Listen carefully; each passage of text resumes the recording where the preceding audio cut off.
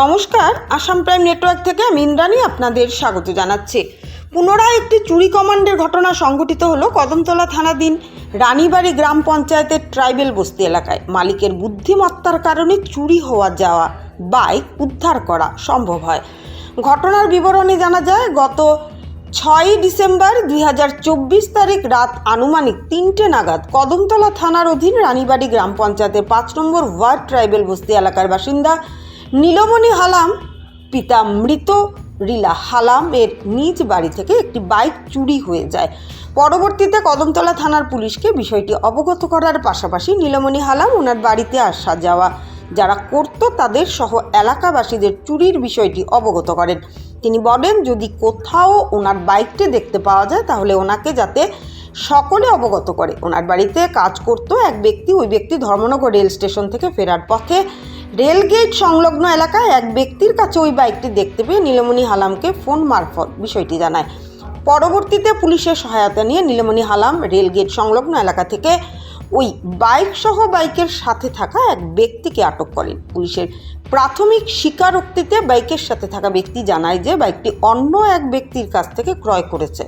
পরবর্তীতে রাতেই নীলমণি হালাম কদমতলা থানায় লিখিত অভিযোগ দাখিল করেন দুই ব্যক্তির বিরুদ্ধে চুরিকাণ্ডের ঘটনার বিবরণ দিয়ে। কদমতলা থানার পুলিশ বাইক মালিকের কাছ থেকে লিখিত অভিযোগ পেয়ে সুনির্দিষ্ট ধারায় একটি মামলা রুজু করে। পরবর্তীতে পুলিশ বাইকের সাথে থাকা হুসেন মিয়া বয়স 31 নামের ব্যক্তিকে গ্রেপ্তার করে, যার বাড়ি ধর্মনগর রাজবাড়ি দুর্গাপুর এলাকার 13 নম্বর ওয়ার্ড এলাকায়। পুলিশের প্রাথমিক স্বীকারোক্তিতে হুসেন মিয়া জানায় অন্য এক ব্যক্তির কাছ থেকে বাইকটি ক্রয় করেছে। পুলিশ অপর ব্যক্তিকে আটক করতে চিরুনি তল্লাশি চালিয়ে যাচ্ছে।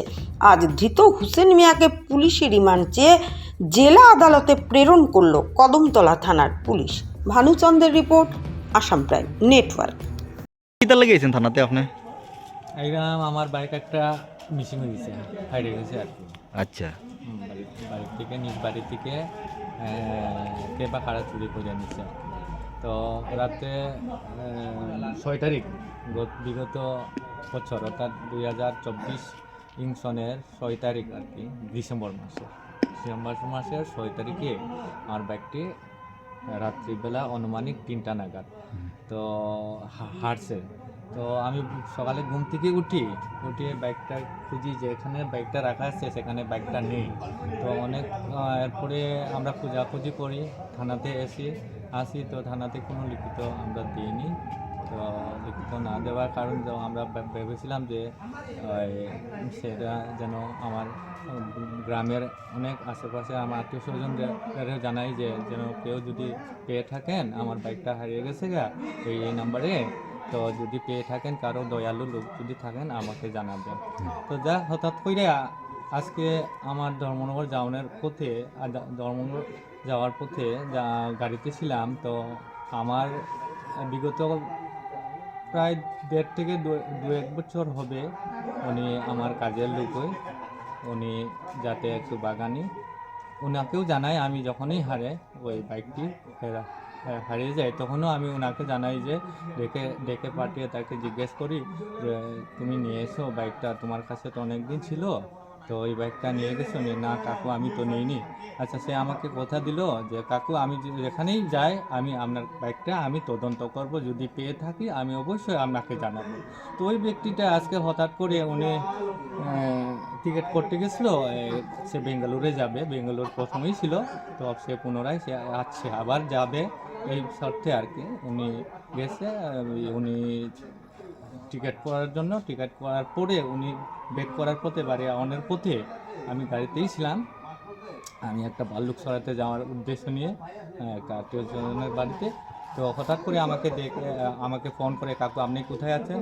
তো আমি বলেছি আমি তো গাড়িতে করে আছি, আমি এক জায়গাতে আছি। কাকু আপনি এক্ষুনি আসেন, যে আপনার বাইকটা আমি পেয়ে গেছি ওই রেলগেটের পাশাপাশি একটা জায়গাতে, আমি ধরার পথে আমি আপনার বাইকটা পেয়ে আসি, আপনি থানা নিয়ে আসেন, আমি পেয়েছি আপনার বাইকটা। আমি ওনাকে বলছি ঠিক বলেছেন কিনা ভালো করে তদন্ত করে দেখেন, যেন আমরা যাতে না অসুবিধা করি। তো উনি কইছে কাকু আপনি শিওর? আমি কথা দিয়েছি, আমি আমার বাইকটা তো আপনার কাছে ছিল, তো আমি পরিষ্কারভাবে আপনার বাইকটা আমি জানি। যার জন্য আপনি অতি সত্তর আপনি আসেন এখানে। তো আমি যাই জায়গা ঘটনাস্থলে, সেখানে গেছে গিয়ে পৌঁছি দেখি সত্যি সত্যি আমার আমার বাইকটা আমি তদন্ত করে পাই। আমার বাইকটা পাওয়ার পরে আমি থানাকে ইনফরমেশন জানাই, উনি প্রশাসন এসে আমার বাইকটা উদ্ধার করে থানাতে নিয়ে যায়। তারপরে থানা উনি সেখান থেকে আমাদের কদমতলা থানা ওনারা সেখান থেকে পাঠিয়ে দেয়। বাইকের সাথে কি কাউকে পেয়েছিলেন আপনারা? বাইকের সাথে গিয়ে আমরা তখন পাইনি, বাইকের সাথে কাউকে পাইনি। তো পরবর্তীতে থানা আপনার প্রশাসন আমাদেরকে জানায় যে আপনার যিনি বাইক নিয়ে গেছেন উনি আমরা পাকড়াও করছি, আপনারা অতি সত্বর আসেন। তো আমরা যাই, গিয়ে ওই যিনি মানে নিয়ে তার জন্য আপনারা কদমতলা থানাতে এসেছেন? তারপর এখান থেকে ওনারা রেফার করছেন, আমরা কদমতলাতে আছি। এখন কদমতলাতে এসে আমরা ওনার নাম লিখিত একটা দিয়ে দিই, লিখিত একটা আমরা এফআইআর দিয়ে দিই। তো আপনার নাম কি? আমার নাম নীলমণি হালাম। আর বাসা কোন জায়গাতে? বাসা হরিণাছড়া, কদমতলা রানীবাড়ি গ্রাম পঞ্চায়েত কদমতলা। ওখানে এখন আপনি কি চাইছেন? আমি এখন চাই যে সুষ্ঠু তদন্ত আমি চাই, যে বা যারা করছে ওনারা যেন অতি সত্বর ওনারা যেন আমার যাতে ওনারা আমাকে করেছেন যেন আর দ্বিতীয় কারো যেন এই ধরনের কাজটা না করে। তারা যেন প্রশাসনের কাছে আমার একটা অনুরোধ যেন এটা যাতে চুরটাকে সুষ্ঠু তদন্ত করে সুষ্ঠু বিচার চায়।